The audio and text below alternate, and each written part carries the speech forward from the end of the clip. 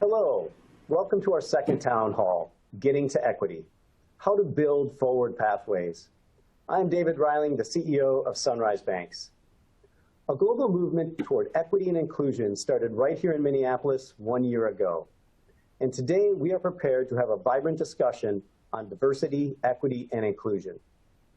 Our moderator is Roshini Rajkumar. Roshini is a crisis coach and host of Real Talk with Roshini on WCCO Radio. She will introduce you to 3 trailblazing leaders who will dive into the real meaning behind diversity, equity, and inclusion with a focus on actionable steps towards true equality. We invite you to listen and absorb the discussion, and please ask questions via the chat. Our desire is that you leave here today ready to put new ideas into action. You are the integral part of the path forward towards meaningful change. I look forward to what you will do as you spread the inspiration and action steps from this courageous conversation.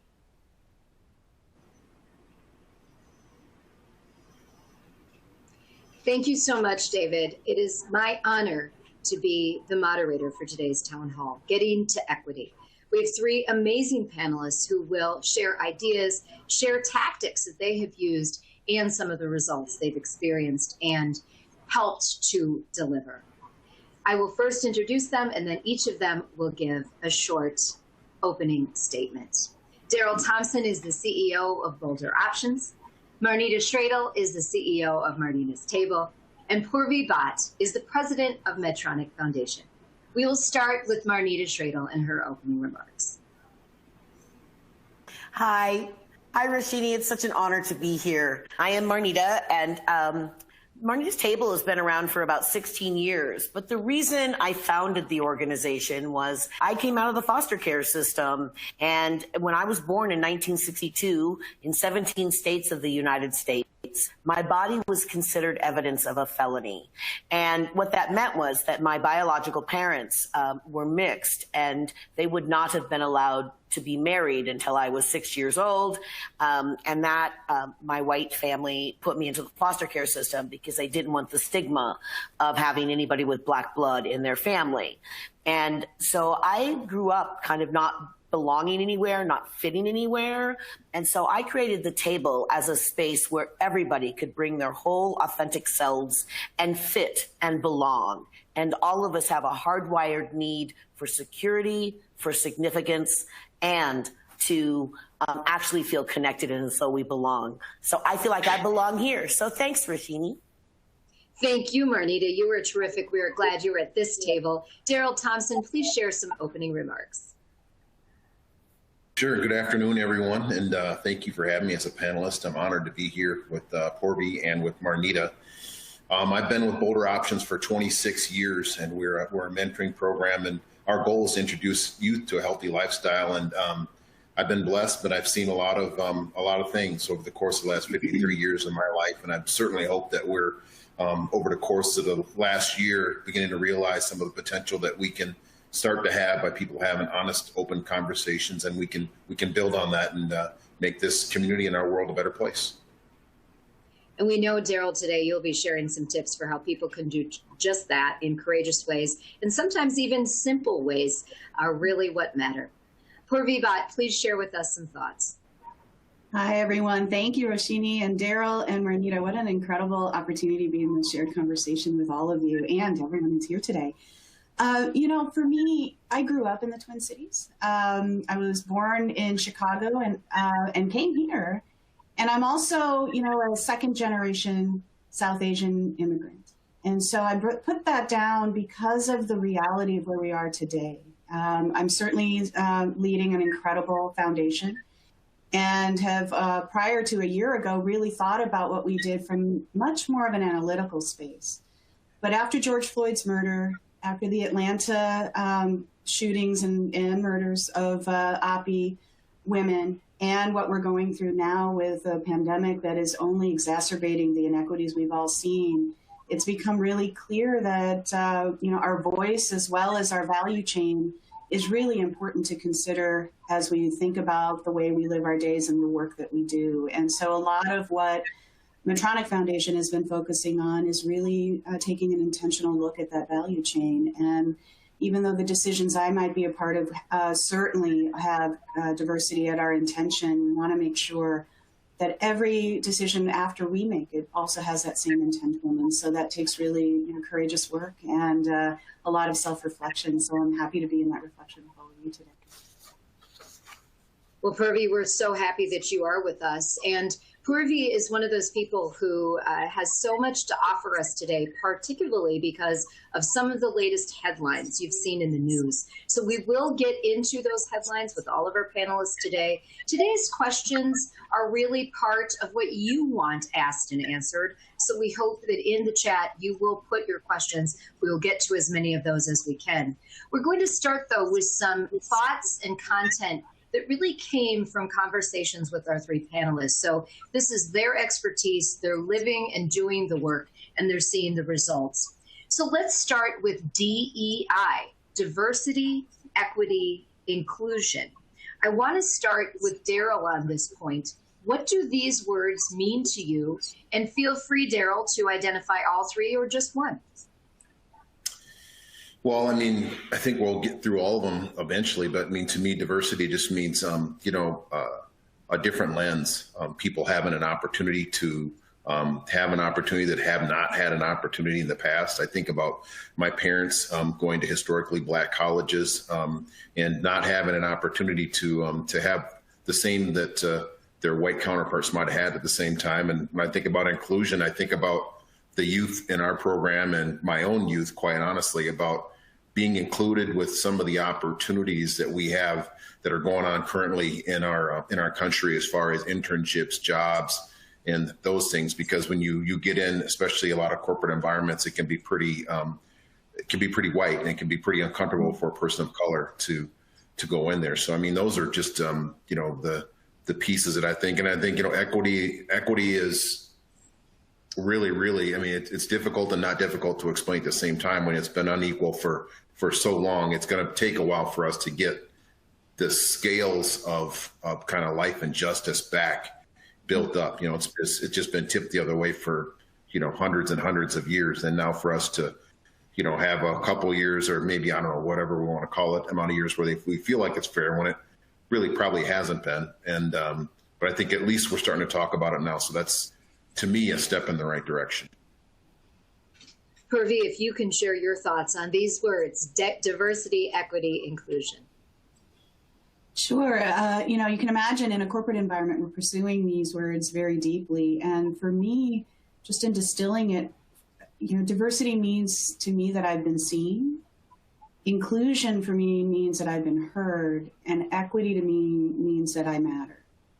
And the reason why I broke it down in that way is because it's become a bit of a term of art, DEI, it kind of rolls off the tongue. And so I appreciate the question and really helping us pause and reflect what that actually translates in meaning. And from the environments that I've been in over the years, and, I started out as an HIV activist, so a lot of the concepts of those three words are very embedded in advocacy. And being seen, being heard, and then really demonstrating that you matter, I think is the essence of what we're all trying to achieve. Because what is inequitable is basically the fact that we aren't equitably mattering.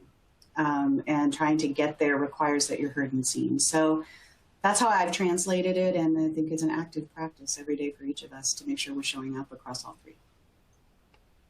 Thanks so much. Marnita, what about you? Those words, they're pretty powerful. What do they mean? Yeah, I think sometimes I love how we can have, isn't that what diversity is? That we can have different, each of us can have our own personal, but also sort of organizational meaning for those words. And for me, diversity is the state of things. We are now a diverse world. We are a diverse community. We are expected to work across difference, make products across difference, include across difference. And so to me, the first thing is diversity for me is now the state of things. It's no longer even an option to think like, oh, I don't want to hang out with people who are different from me. That is no longer an option. So I think that is everything about diversity, equity, and inclusion are about practices and about embodiment to me. So diversity is about the state of things. If you are here, if you aren't looking at diverse talent, you are not looking at a full field of people to hire. You are probably not, you don't shop from only one aisle of the grocery store, you know, and because of that, like, you have to have the whole pool there. The second piece of that is about equity. Well, equity is about fairness, and it is about access, and it is about opportunity. It is about paying attention to what you're paying attention. I once worked with a senior chef, and he was saying that he didn't always, even the equity of his attention. He was saying, well, I haven't really had a lot of success hiring Black people in my kitchen. And so I asked him to break down in his head, you know, like, well, so tell me the difference in experience. He said, well, you know, just Black employees didn't stay as long, and they didn't have the retention he wanted. And I said, well, you know, so what's your retention for white employees? He said 1 out of 2 leaves. I said, oh.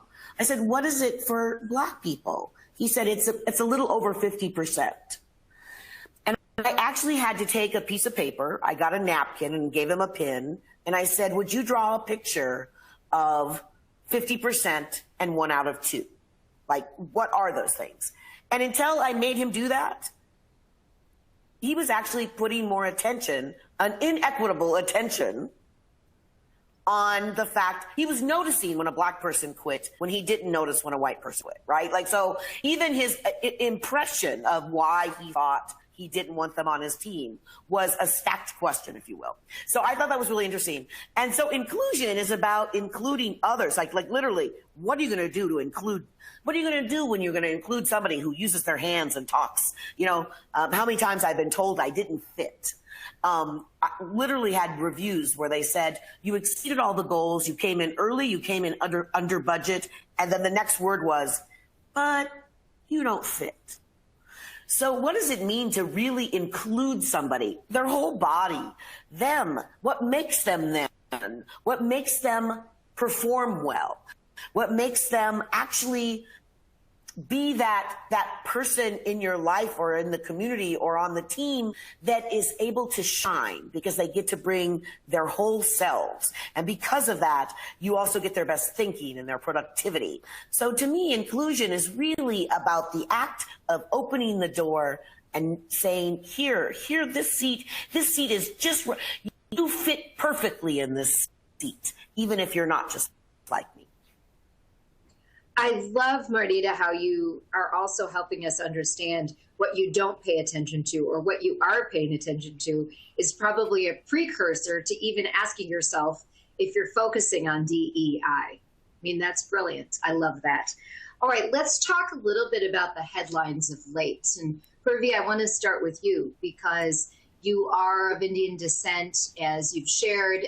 You recently were featured in the South Asian Voices podcast. I highly recommend people check that out on LinkedIn or online at South Asian Voices. And you are very committed to this work, not only for people of Indian descent, but all people. Can you fill us in on what Medtronic and Medtronic Foundation has been doing in light of some of the recent headlines? And feel free to share which headlines you're talking about.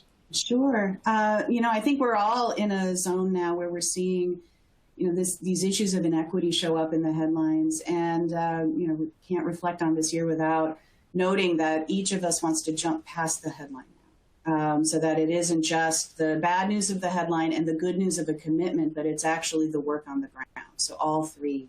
And the most recent ones that I've absorbed very personally, and it's interesting how it was juxtaposed, is the COVID surge that's happening in India.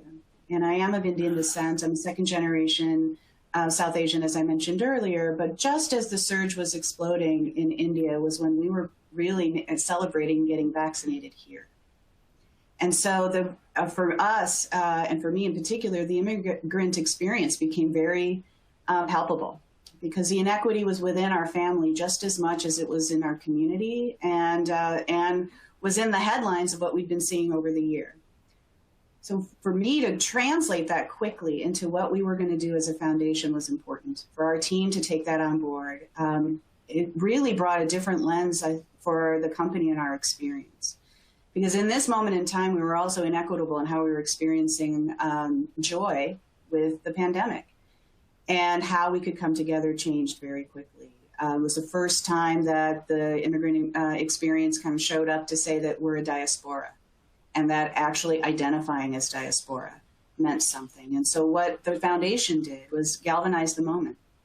You know, as many of you know, a corporate foundation is more than just the funding that we offer to nonprofits. It's also the function that helps galvanize employee interests and activism and an opportunity to come together.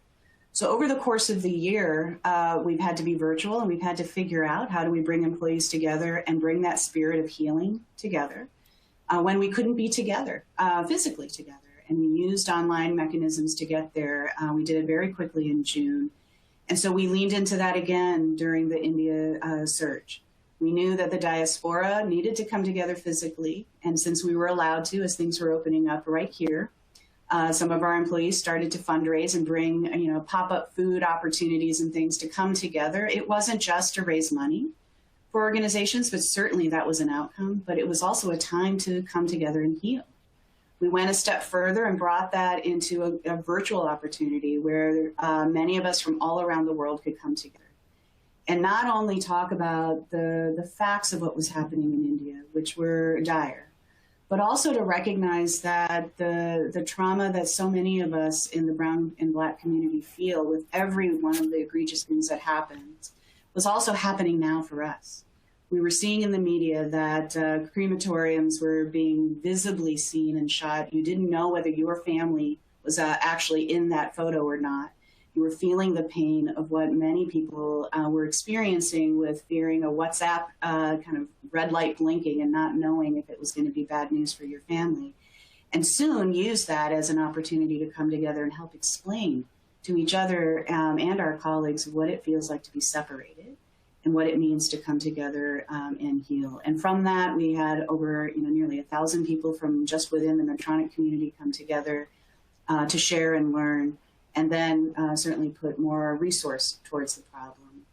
I'll expand from that to say that from the individual into the foundation, into supporting nonprofits that were coming together all around the world, certainly activating disaster relief nonprofits, and now classically going through the things that institutionally we would do. But it went all the way up to our CEO, who certainly put a lot of voice of compassion and learning, because this entire experience requires just staying open to learn, into this chapter of what's happening with this inequity. And then also joining in with the White House task force that's focusing on the global pandemic and what we can do, that quickly came together with the Business Roundtable and the U.S. Chamber around what was happening in India and expanding now to Brazil. And we see it's going that the spread is happening, of course, throughout Africa. And we're not done here yet either. We know that. And so what do we need to do locally here? So with each round, you've seen an individual response from each of us, an institutional and philanthropic response, and then all the way up through our leaders and from a corporate response, but beginning always with listening and having the courage to share what's happening. And I think on this one, for me personally, it took a lot more courage than I realized to be able to recognize that the inequity was within our own family. And I think that's every immigrant's experience, is knowing that when we chose to search for better, there might have been a few people left behind. And how to come into that experience was pretty intentional for us this time around. And these are the times, Purvi, that it's wonderful that someone like you is in a leadership role like you are, because you are in a position to really be influential. Daryl Thompson, I want to ask you about some of the more local headlines, which have to do with crime, which have to do with some of the things that the youth that you and your teams, your mentors are working with day to day, are seeing and living and breathing. How do you do the work? And then the advice to those watching today for how we can get past the headlines and really get to some resolutions. Well, it's interesting, and it's a good question and a tough question. It was during the chaos and the riots and everything that were going on last year, and the marches, a lot of really good things. It was a time for us and our organization to listen to the young people and to listen to the families and listening to them. We found that it was interesting. I have one young man I talked to quite a bit myself, and he was like, I don't know what's going on. There's people are coming in here that aren't from around here. I'm looking out in the alley and I'm seeing license plates from like all these border states, and I really don't know what's going on. So it was interesting to hear what was going on really firsthand from the youth that were in our program and from the adults that are in our program. So number one, I feel like it's important to listen. It's really difficult to, follow the news, but we gotta listen to the young people, listen to the people that are directly impacted by this situation. And then as far as things I think that we can do, I think it comes down to a little bit like what Porby was talking about and Marnita's talking about. We need to come together. We need to work together. We need to find opportunities for some of the people that haven't had access in the past to begin to have some of those access points, because I feel like that's going to be the equalizer. If we level the playing field a little bit, I think all boats will rise. And I think that's the piece that we haven't really had in the past. It feels like just for me being around and kind of raising funds for our organization for a living, it feels like people sometimes can be a little bit selfish, and I just feel like if we're willing to share, I think everything will be better, and I think people would feel better. And quite honestly, I think one of the things we could all do to begin this is just we need to start smiling. We actually got our masks that are off, and we can take them off, but smiling at a young man or young lady at a stop sign that doesn't look like you can start to break down some of the barriers that we need to have broken down. So, those are just a few of the things that we can begin to do, hopefully sooner rather than later. Practical tips. We can all smile, that's for sure. Another thing I know you're really committed to, and I hope you can share some ideas, is equal pay in your organization. You're a CEO. You have direct say over what people make, regardless of gender identity, regardless of color. What advice do you have for people and leaders who are watching?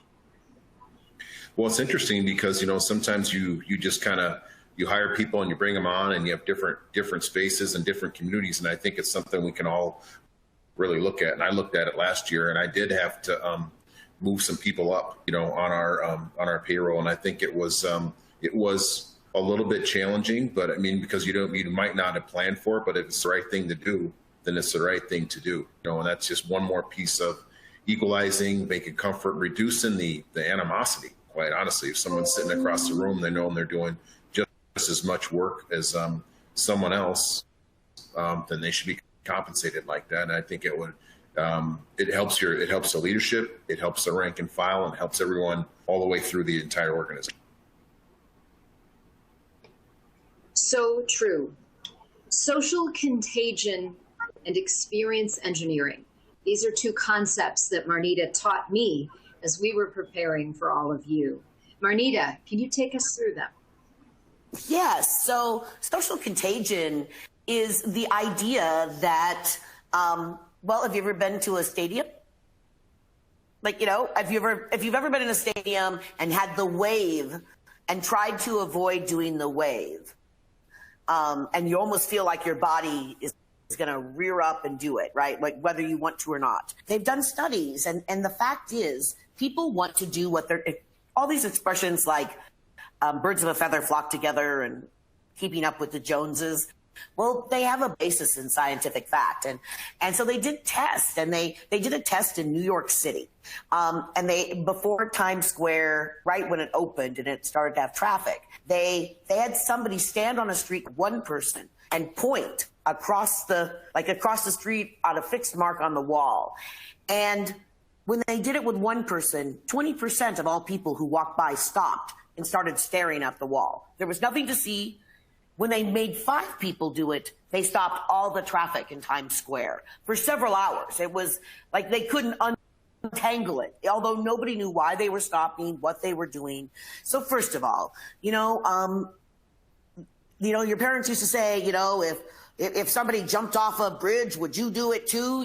Like those kinds of things. Well, it turns out that when we see our friends doing something, if we see our friends smoking, or if we see our friends doing something, whether walking, there's a lot of studies on this, and they found that basically behavior is socially contagious. And so including people can be a socially inclusive behavior. In fact, at the table, at 5 minutes into an event, if you've ever been to one, we often stop and we do it both digitally and in real life. We'll say, you are now our merry co-hosts. So now imagine you've been on Zoom all day, you're a professional, but we've invited people who might live in poverty, may not be technologically as adept as you, and they might have a baby or they might have a dog and they're a little nervous about all this. We want you to be co-hosts. So when somebody comes in and maybe you hear a baby cry, could you drop a chat saying, I love to hear the sound of babies? Like, let them know that they're really welcome, right? And this becomes contagious. You know, we're going to have a young person say, or a mom say, or a dad say, oh my God, I was so nervous and I really wanted to be at that event. And, you know, the only town squares for the last 18 months have been digitally. You know, so if that was not a space that you felt comfortable in, somebody had to do something to welcome you into that space. So that's social contagion. Wait, what's the second one? You had a second one. You wanted social contagiin, and I've just forgot your my second. experience engineering. Engineering, just generally. So experience engineering, if you ever been to a Target store, if anybody's ever been to Target or Disneyland and spent more than they planned to spend, well, that's actually built into both of those companies' models, that they know that you're going to spend more. And not, by the way, by being taught or had their finger waved at you, you should buy more things at Target. Nope, they just make a pleasant experience where you are so happy to spend money that you want to go back again, right? Because most of us would say, like, I just spent 10 times what I planned to spend. I'm not doing that again. But we're right back at Target the next week because we enjoyed getting that lipstick. Or in my TED talk, I literally, the big red dot is like a bath mat that I bought at Target, leaped into my cart one day, just wanted to be home with me, the red bath mat, right? And it made me do a little happy dance every time I take a shower. And that's what experience engineering does. And so we took a different play. We watched when we did diversity, inclusion, and equity consulting. And often when we would talk about conception, which by the way exists, white privilege exists, but I would see, first of all, often white men would start leaning back. And it was almost like a slow motion arm cross, you know, they'd lean back, they'd move their body back. And then they'd say something like, well, but I didn't have it easy. I worked hard.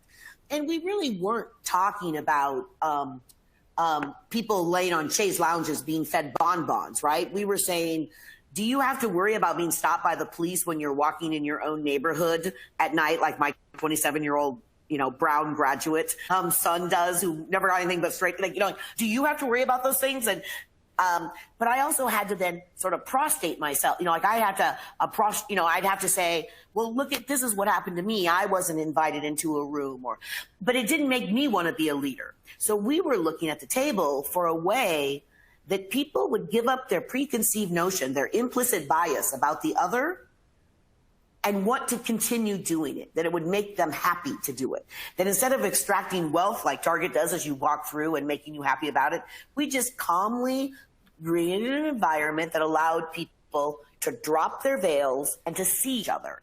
And often we don't talk about race, but the rooms are almost always 51% immigrant or of color, and at least 33% under the age of 24. So when you ask somebody a very personal question, like, have you ever had trouble accessing health care?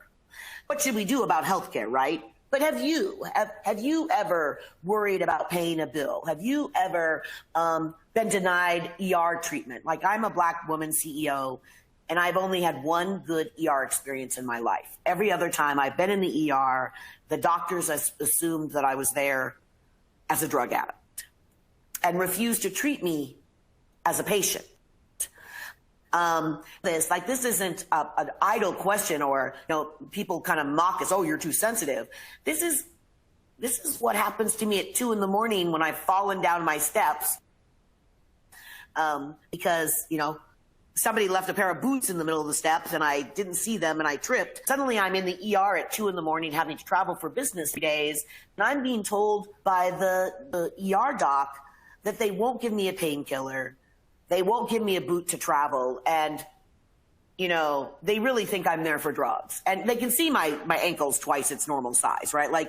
So there's just these ways. Pay attention to what you're paying attention to, Rashini. That's what I keep saying, to pay attention. Because I think we would do better about inclusion if we just noticed that kid that came into the room and was nervous, and we went up and put out our hand, as Daryl said, and said, come sit next to us.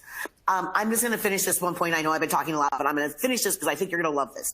I heard something on NPR the other day, and it was a woman who was an arborist, and I should have looked up her name, but I didn't. PR. And anyway, she's a very famous forest scientist, and she's been doing all these studies, and it turned out the stronger trees in the forest, the older, stronger trees have a water storage device, and they are interconnected with weaker, younger trees.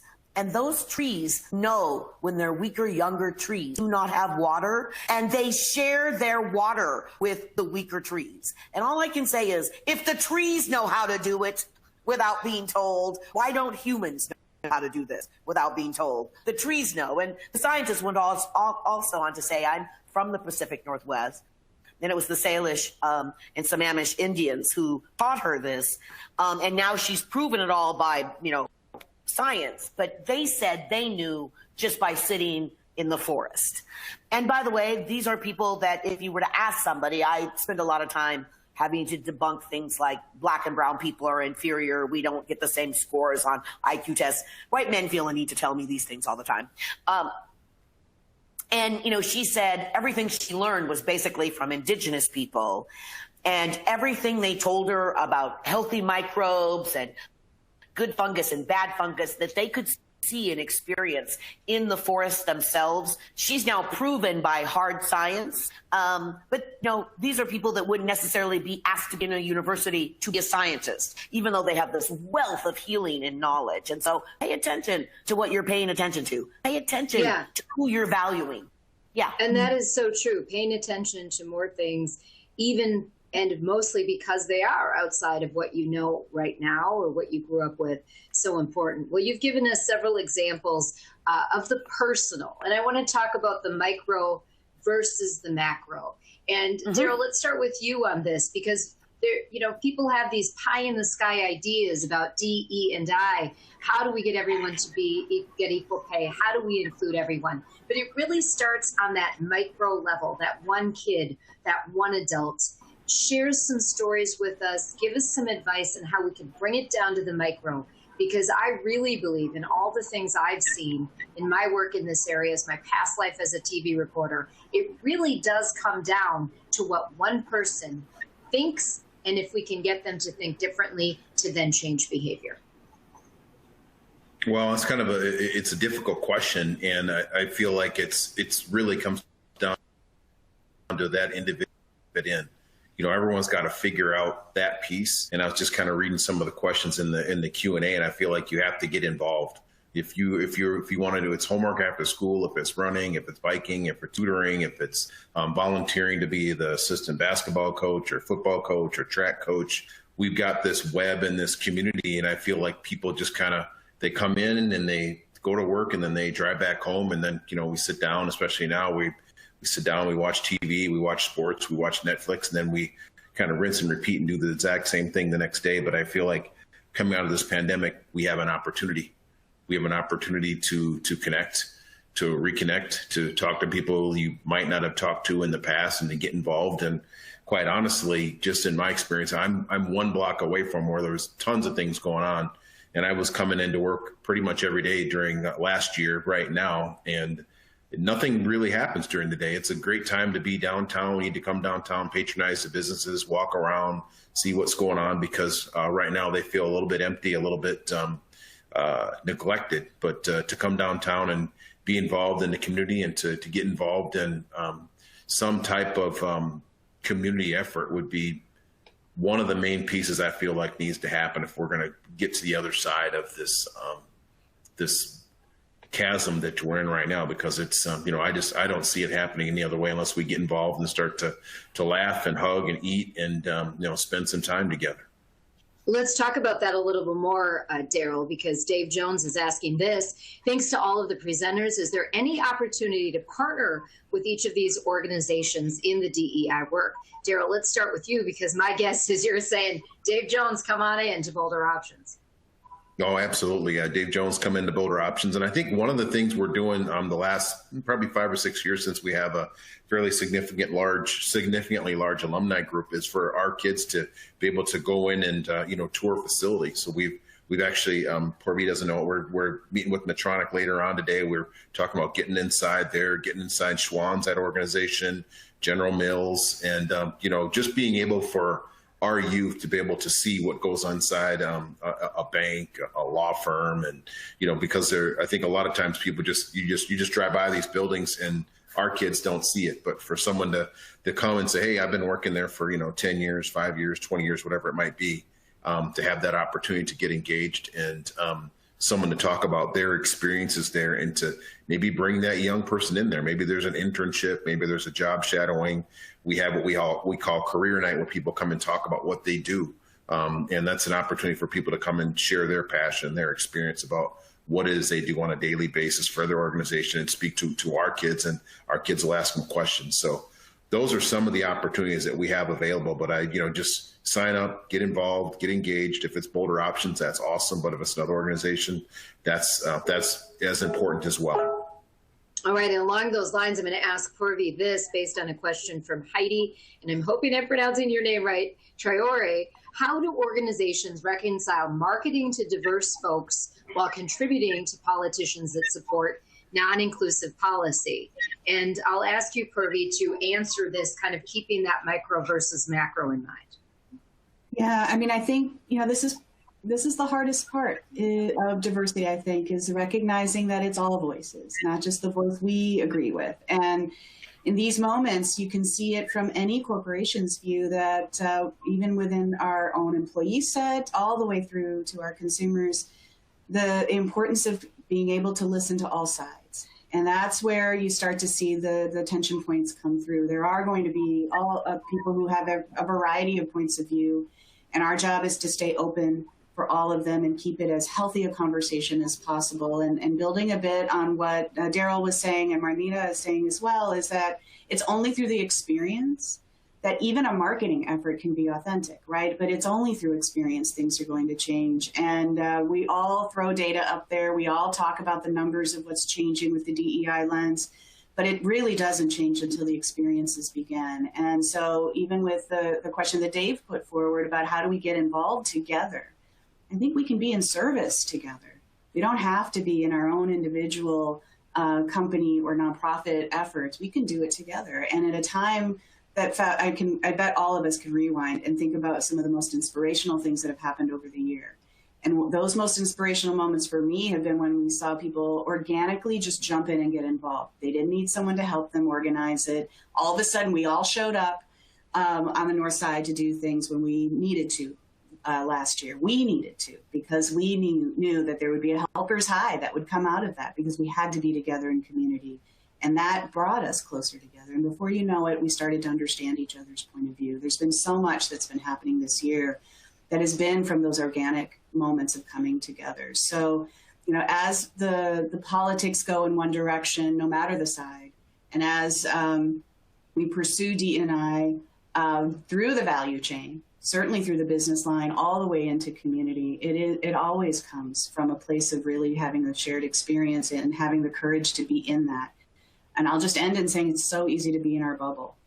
And there are times you kind of want to hide in the bubble. I certainly wanted to at various points in the year, but it's been in the moments of crisis that we had no choice but to pop the bubble to get out and do what needed to happen. So I agree with Daryl, it's time to smile. And to share in whatever way we can and get back to understanding each other again. So, and that is what businesses do as well. But we've got to stay open to all sides because that is the world that we're in. And that world right, is and more when than we do it, and with the advice please. that you've all given us even so far at that micro level, when we stay open, when we really listen, when we start to pay attention to more things, we can grow and help the macro level. Catherine Reed Day has this suggestion for a book by Suzanne Simard, Finding the Mother Tree. My assumption is that is about the beautiful language of trees. The forests really know what they're talking about. And Daryl, if you have any thoughts on that, feel free to, because I know what you're doing at Boulder Options, your mentors are really helping these young kids who are the sprouts, and they are the twigs that grow into these big trees. Absolutely. One of the things we say, one mentor, one mentee, and it's two lives that are changed. Two lives are changed forever with that opportunity. So for a mentor and a mentee to be able to spend time together, the mentor learns about the mentee's life, the mentee learns about the mentor's life, and their families learn about each other. I've seen that many, many times where people talk about the families, the relationships. Everyone's got everyone's phone numbers. They know the birthdays. They know the holidays. And they're at graduation parties and their basketball games or track meets, whatever it might be. But people need to, kind of come out of their shell, trust each other a little bit, and, extend an open arm and an open hand. A handshake and a hug can be the beginning of something special. So true. I want to talk about tone from the top, specifically as it has to do with equity. Marnita, let's start with you. You're a CEO. You have a team. You advise other leaders. How do you make sure your tone from the top is heard and inspires others who are leading? Well, we like to lead by example. So we're not really big on do as I say, not as I do. So we pay all of our workers living wages. We develop them. We give them opportunities. So that's basic, right? Like you can't expect others to treat people equitably if you're not valuing your people. I remember the day I was listening to Elizabeth Jones at the Humphrey, and she said words that changed my life. She said, we're a capitalistic society. What we value, we pay for. And at the time, I just started the table, and nobody really valued the table. I mean, people loved it. They were coming, but we were not funded. It was hard to convince people to do, it was, as a small leader of a small nonprofit 16 years ago, it was always kind of hanging on by our fingernails. And that just mindset. We're a capitalistic society. What we value, we pay for. So if we aren't willing to pay you, say, for your services or your labor. And so one of the things we did, and it was really great, the grantor, the potential grantor just let us know, we don't know if we're getting the grant, but they said, we read our grants in a big circle. And we got to your grant, and we had a question about volunteerism. And we write something very different in our grant proposals on volunteerism. We say, you know what, who can really afford to normally volunteer? People who know where their mortgage is coming from. People who, yes, I mean, as a Black woman who came out of foster care, when I go to my own community, we're always helping our niece, our cousin. There's somebody who needs a car, somebody who needs a little extra help. I call it private philanthropy, right? It's not, we don't always donate to a big organization, but we're engaging in our communities. But when we do events, we don't try and get the food for free. We hire vendors from immigrant and of color communities because that's one of the issues in our community. If we were hired more, if we had more equity in what we're being paid, we wouldn't need so much charity, right? And so I actually observe that for us, it's putting our money where our mouth is.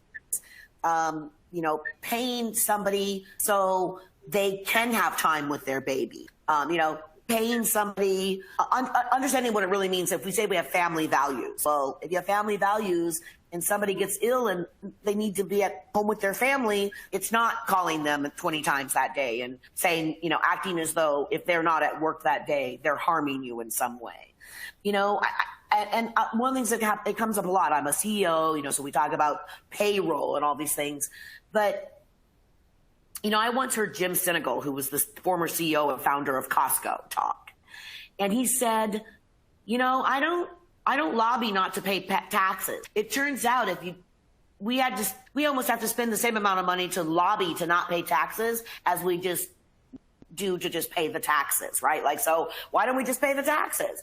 And He also said, like, the people who worked for him were his family, his friends, and his community members. So he sat in the cubicle just like all of them, right? He flew coach just like he expected them to fly coach. He flew coach. And so, I often will hear people say something like, well, well, if they want to get skills, that they can make more. Well, we have all sorts of people who, by the way, almost every job takes skill, whether you're a garbage person, whether you are, picking up dishes, like even knowing how to carry a tray and weight a tray takes skill, right? That I think some of the language we have about skills is really about not valuing labor very much.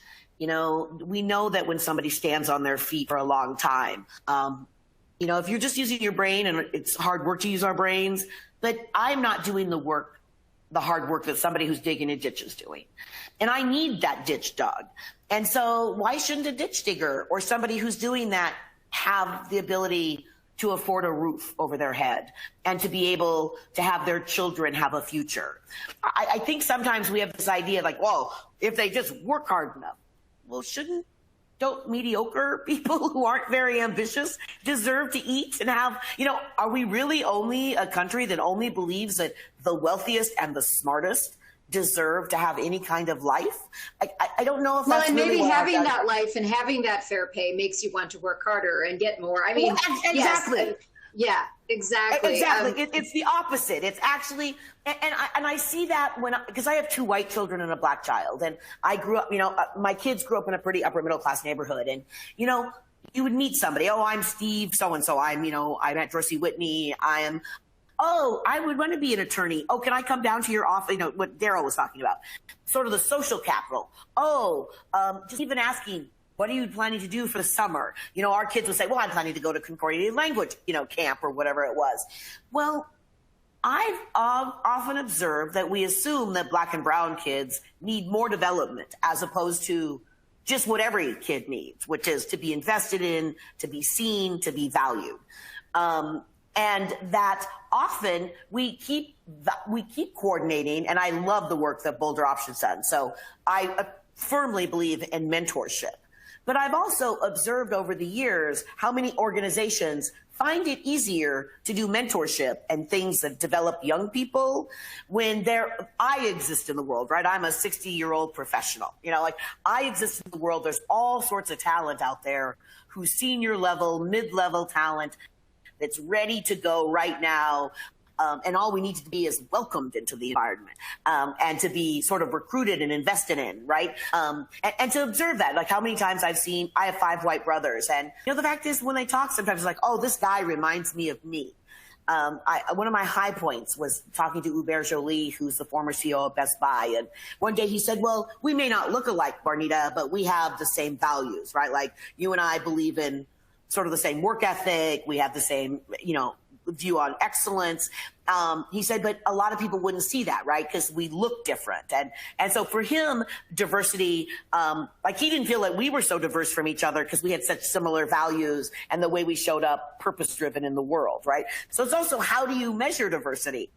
And how do you measure that? Like, are you measuring it based on Are you doing it based on, and I believe this is I believe we're at an inflection point with George Floyd, but also 13 states in the United States just made it illegal to teach about that laws are connected to racism in any way in this country. 13 states have So we will outlawed. get into that in a whole other panel. We are really running up against the clock. So I want to get one more response on this, and I'll ask Purvi to keep it brief because we've got to wrap, and then we have a special musical guest we hope you all stay for. Purvi, I'd really love your thoughts on leadership from the top and setting that example.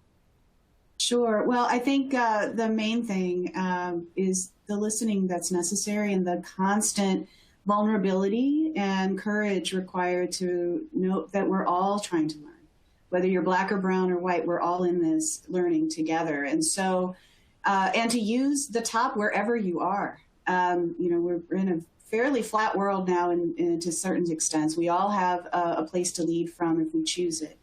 And so where we've seen some change, certainly have seen it from our CEO all the way through to each of us, is really being open to the fact that we're trying to listen and learn. And it sounds like a common statement, but is one of the hardest things that people can bring, is the opportunity to listen and learn and stay very vulnerable to what you're trying to hear.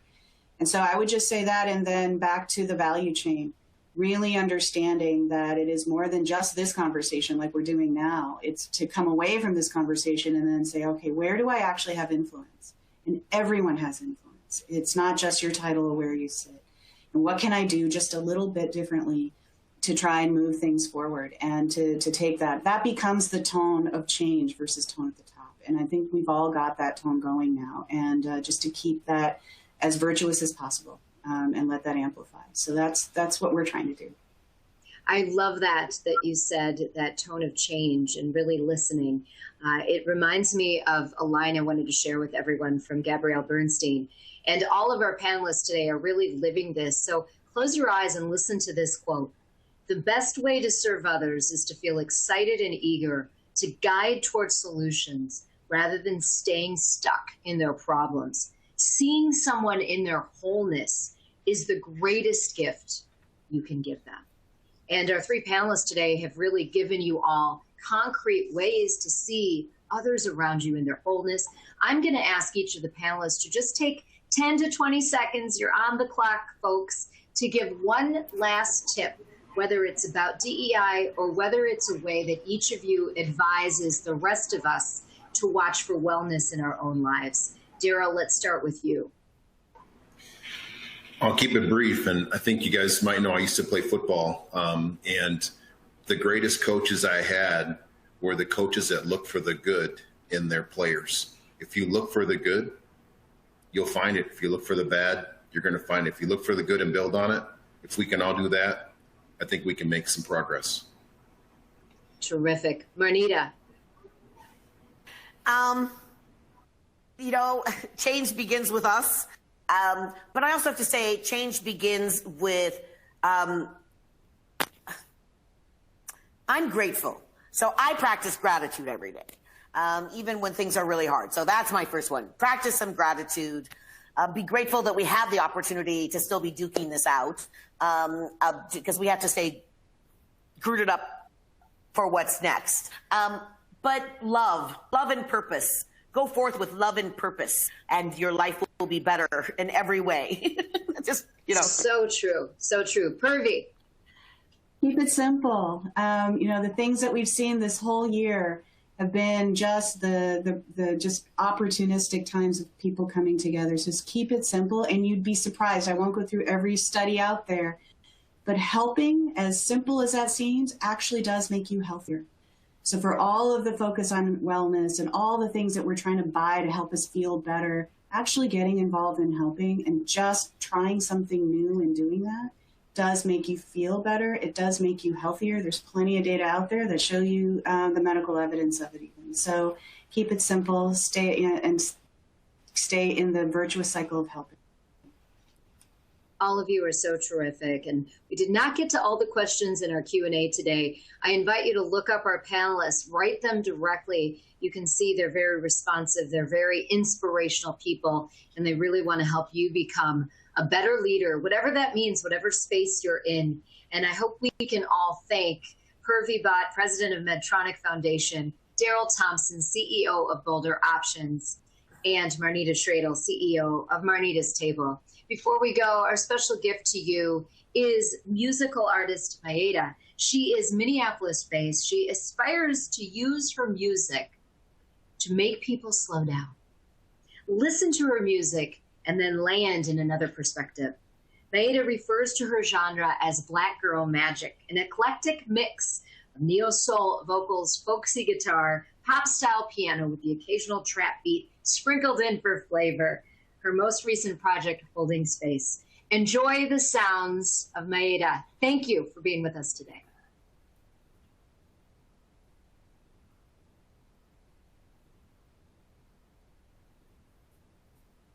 Hey y'all, good afternoon to everybody in Minneapolis and St. Paul. I'm Mayada, my pronouns are she, her, and hers, and I'm a singer-songwriter, born and raised in Minneapolis, and I'm still based here. And I'm gonna share one of my songs with y'all today. It's called Black is Beautiful.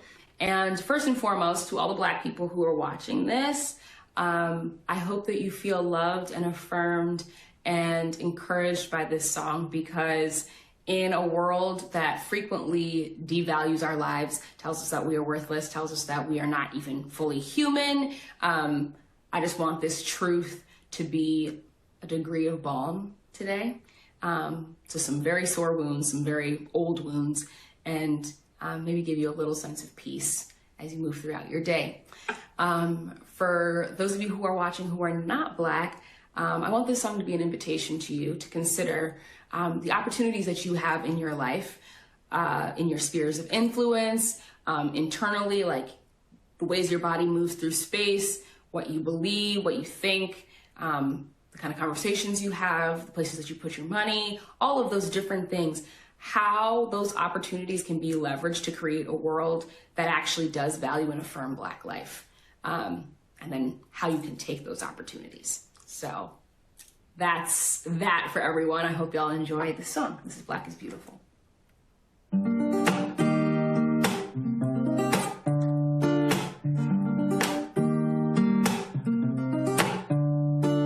My mama used to tell me to love the skin I'm in. I didn't always understand her. I didn't always listen, but now I know better. Now I know better. I didn't like my curls that grew up to the sun because I wanted to fit in, look like everyone else around me. Until I found me. Ebony chocolate or cafe au lait. Our skin is gorgeous no matter what they say. So block out the noise, hear the voice of God who made us. Well, as she whispers to you, let it break through and know your Black is beautiful. It's beautiful.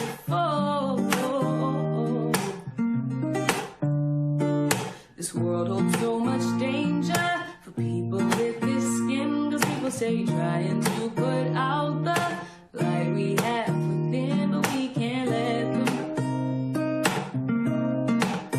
No, we can't let them.